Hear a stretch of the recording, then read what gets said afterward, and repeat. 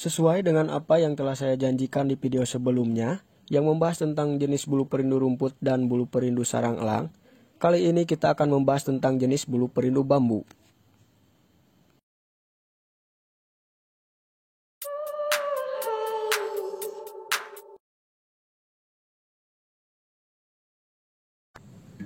Selamat datang di channel saya, di mana kita akan coba mengupas tuntas berbagai hal mistis dari sudut pandang logis.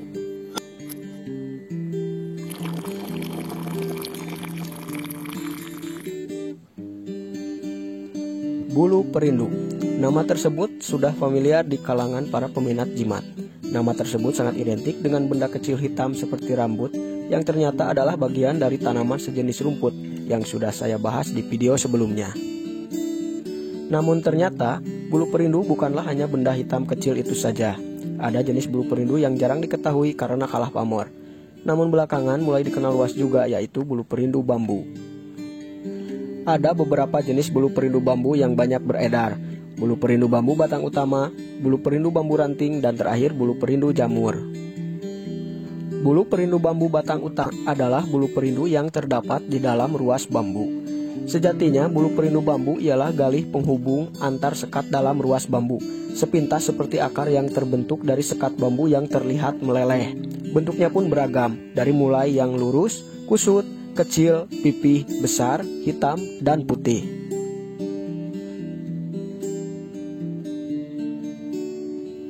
Sebenarnya gampang-gampang susah untuk mendapatkan jenis bulu perindu satu ini, karena memang keberadaannya yang di dalam ruas bambu. Jadi kita harus membongkar terlebih dahulu untuk mendapatkannya. Apalagi jika kita membongkarnya secara acak, kemungkinan mendapatkannya mungkin hanya 100:1, bahkan mungkin lebih kecil lagi tergantung laki faktor yang dimiliki. Namun jika kita perhatikan ciri-ciri luar dari bambu yang mengandung bulu perindu di dalamnya, kemungkinan kita mendapatkannya tidaklah kecil.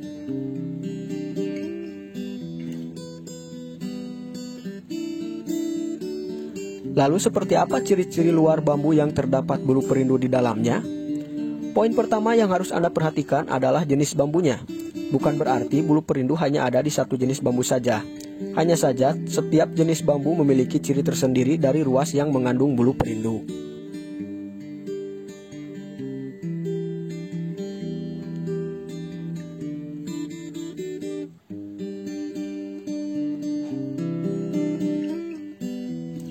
Yang paling mudah adalah jenis bambu ampel.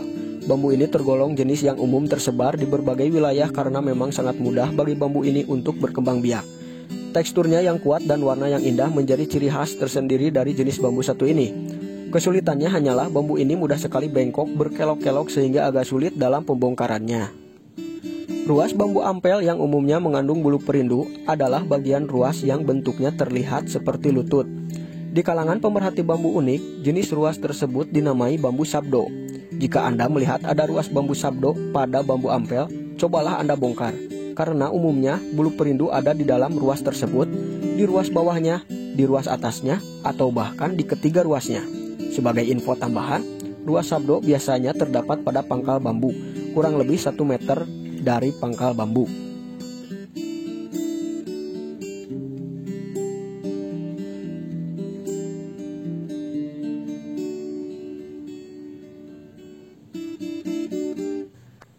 Lalu jika kita akan mencari bulu perindu di jenis bambu apus, jenis bambu yang lumayan bikin gatal karena banyak terdapat bulu halusnya, yang harus kita cari adalah bagian yang ruasnya bertumpuk, bahkan bisa membentuk bonggol di tengah batang bambu.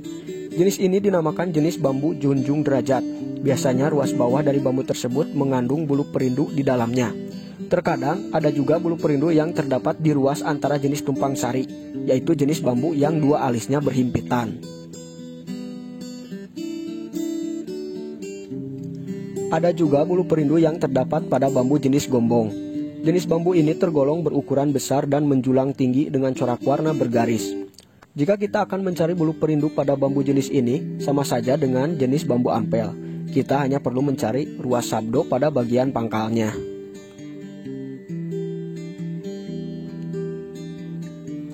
Sebenarnya, ruas bambu yang mengandung bulu perindu tidak berpatok hanya pada hal tersebut. Bisa juga terdapat pada bagian ruas bawah bambu yang bercabang atau dikenal dengan nama bambu dampit di kalangan peminat bambu unik.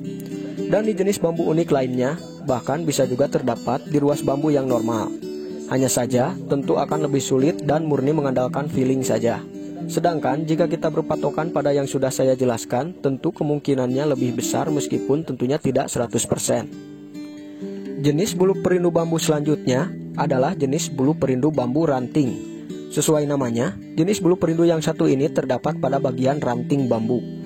Jenis ini lebih mudah didapat apalagi jika kita tahu ciri-cirinya. Seperti apa cirinya? Mudah saja, apalagi pada jenis bambu ampel.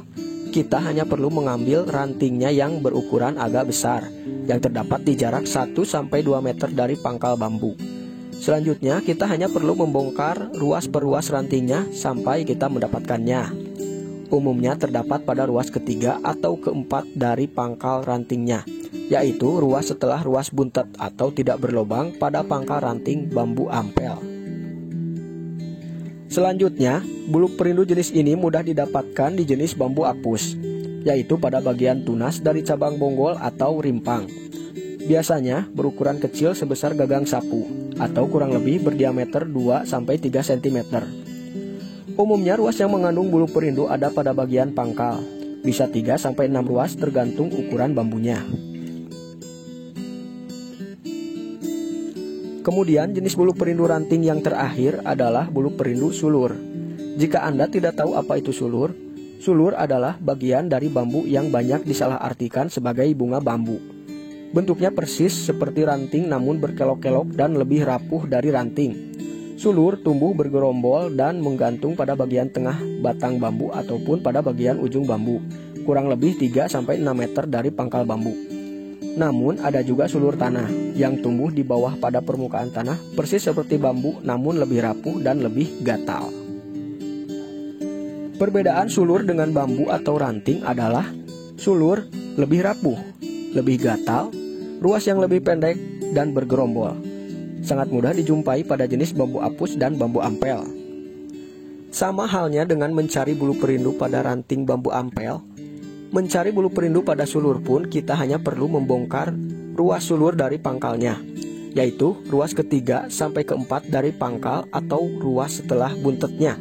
Karena ruas pangkal sulur sama dengan ranting ampel, yaitu buntet atau tidak berlubang pada 2-3 ruas pangkalnya.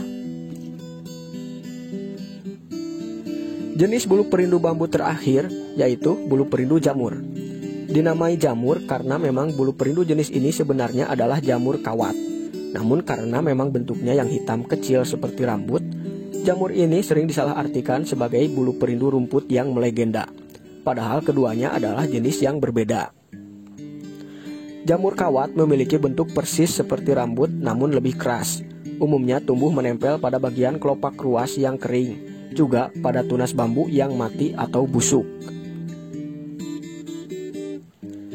Selanjutnya, mari kita coba tes apakah bulu perindu ini sama seperti bulu perindu rumput yang bergerak mengikuti perubahan suhu.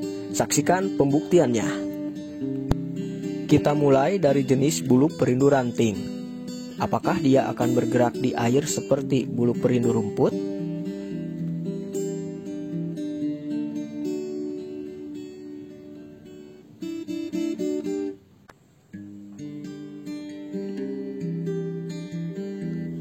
Mari kita coba jenis bulu perindu jamur.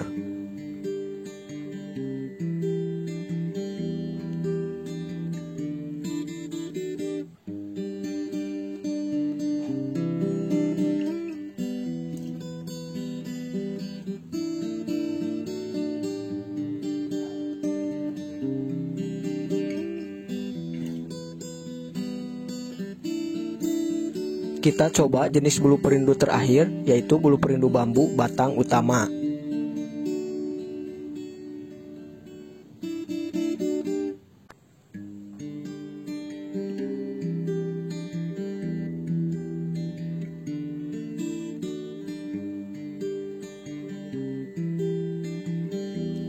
Ternyata yang bergerak di air hanya jenis bulu perindu jamur.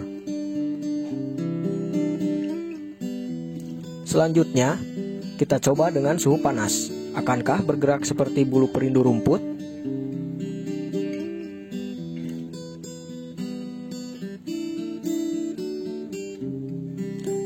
Ternyata ketiganya tidak bereaksi terhadap suhu panas.